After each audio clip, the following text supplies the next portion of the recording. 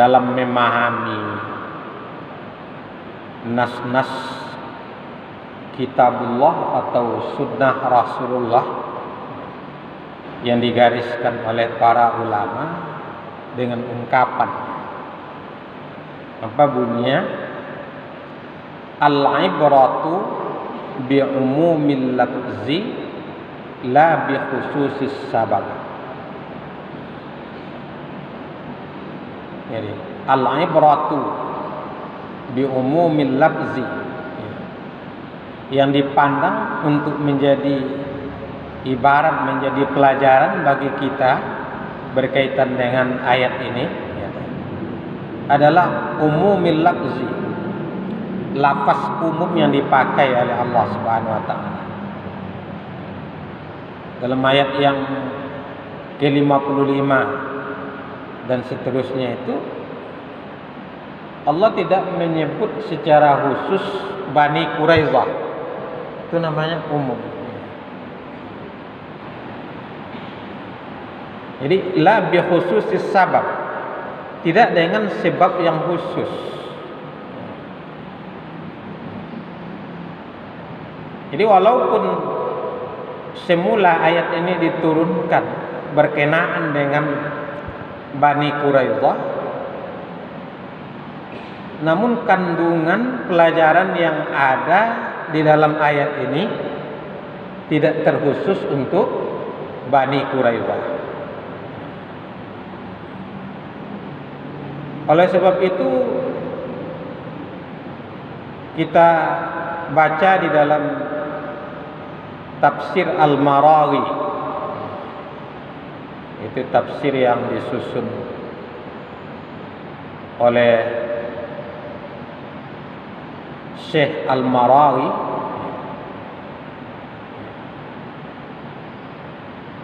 tafsir surat Al-Anfal ayat yang ke-55 ini. Apa kata beliau?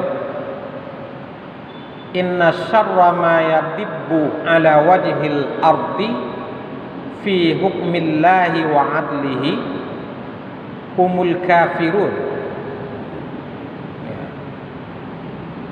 Sesungguhnya seburuk-buruk makhluk yang melata di permukaan bumi ini di dalam hukum dan keadilan Allah, hukum ketetapan dan keadilan Allah. Siapa itu makhluk melata yang paling buruk? Humul kafirun, adalah orang-orang kafir. Orang kafir yang mana? Alladzina jatama'at fihim sifatani, itu orang-orang yang kafir yang pada diri mereka itu terhimpun dua sifat. Ada dua karakter, dua sifat yang terhimpun pada diri orang kafir itu. Dengan dua karakter ini jadilah mereka itu sebagai syarrud dawab, makhluk melata yang seburuk-buruknya. Jadi kalau ada pula sifat ini pada diri kita, maka kita ya termasuk ke dalam makhluk yang seburuk-buruknya, makhluk melata yang seburuk-buruknya di sisi Allah. Jadi bukan khusus untuk orang-orang Yahudi Bani Quraidah saja. Apa sifat yang membuat seseorang itu, membuat orang kafir itu menjadi makhluk melata yang paling buruk di sisi Allah? Yang pertama, dengan menilik kepada ayat itu, dalam catatan Syekh Al-Marawi, al-israru 'alal kufri war-rusukhu fihi bihaitsu la yurja imanu jumlatihim wa imanu jumhurihim. Sifat yang pertama, kekafiran yang terus menerus, keingkaran terus menerus di atas kekafiran, warrusuhu fihi, dan mendalamnya, teguh di dalam kekafirannya, apa namanya, mantap di dalam kekafirannya, ya, bisa pakai kata mantap. Begitu teguh di dalam kekafirannya. Bihaitsu la yurja imanu jumlatihim au imanu jumhurihim, di mana tidak bisa diharapkan lagi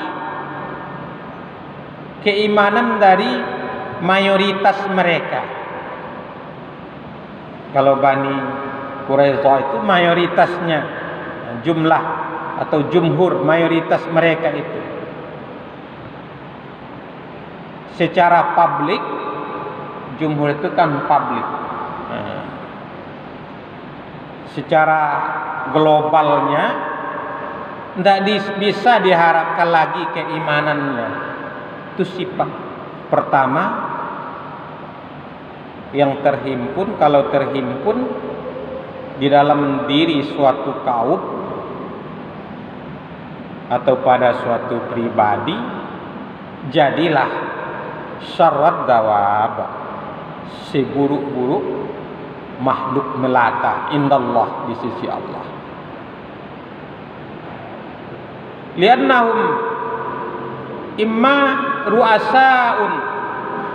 ru'asa'u hasiduna lirrasuli sallallahu alaihi wasallam. Karena mereka itu, kata Syekh Al-Marawi,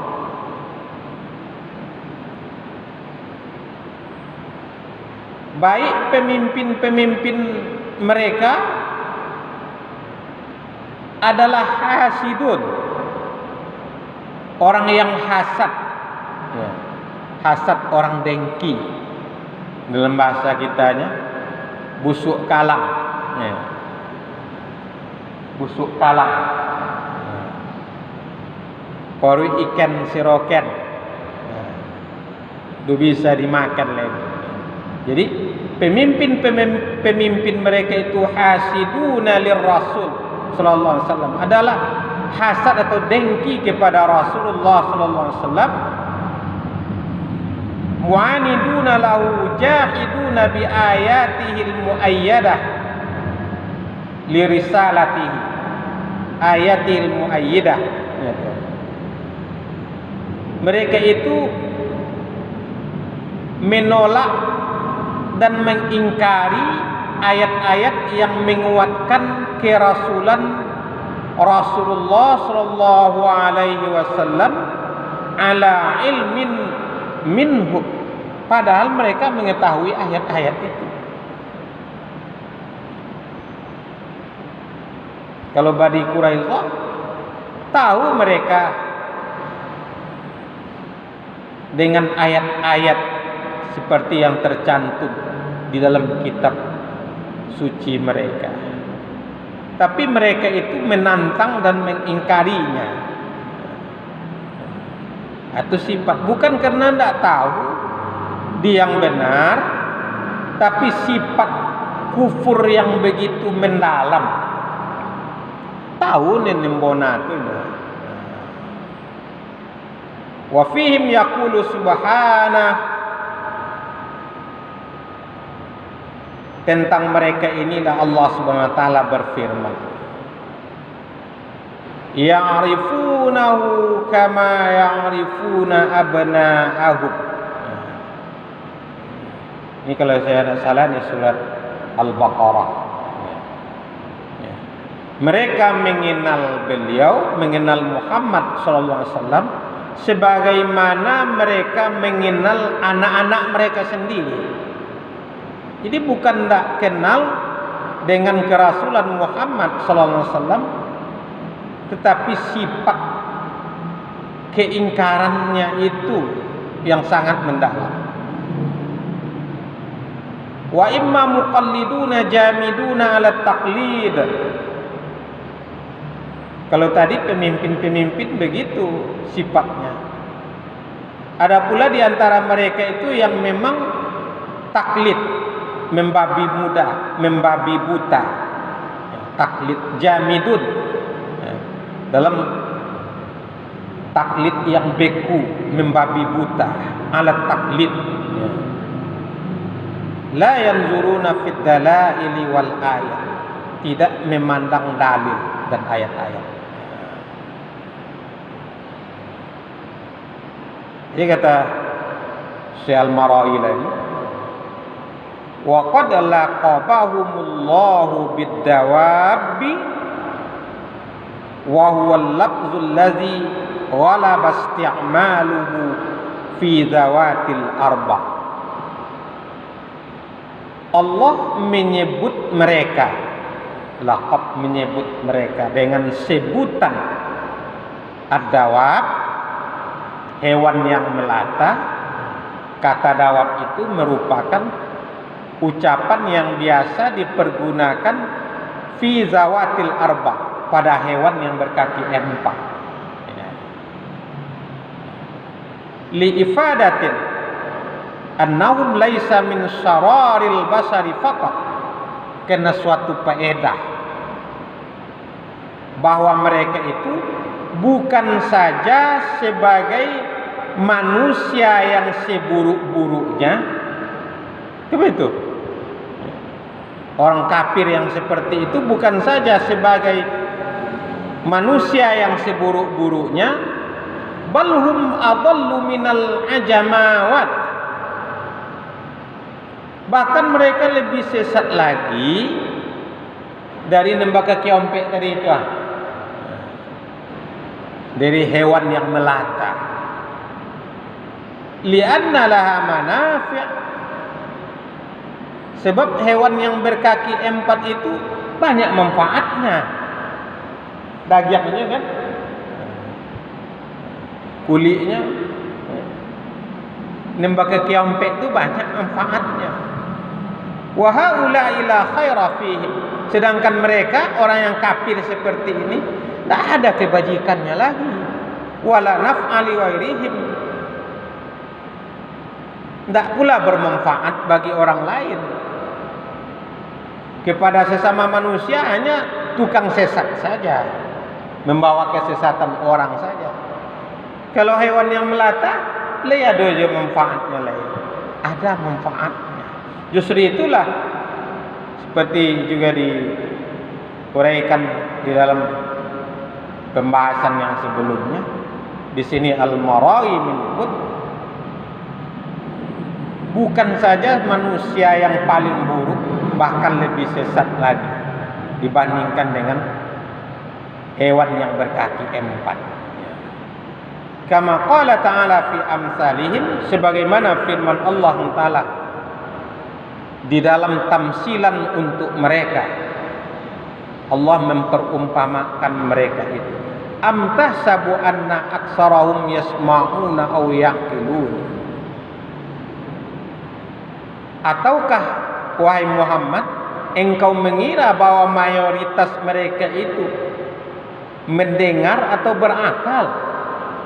Inhum illa kal an'am, mereka itu tak lain adalah seperti binatang ternak.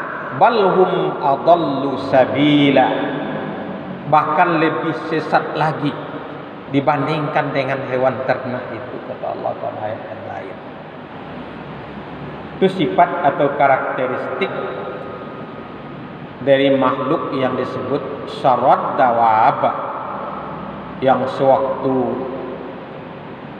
ayat ini diturunkan oleh Allah melekat pada diri Bani Quraidah.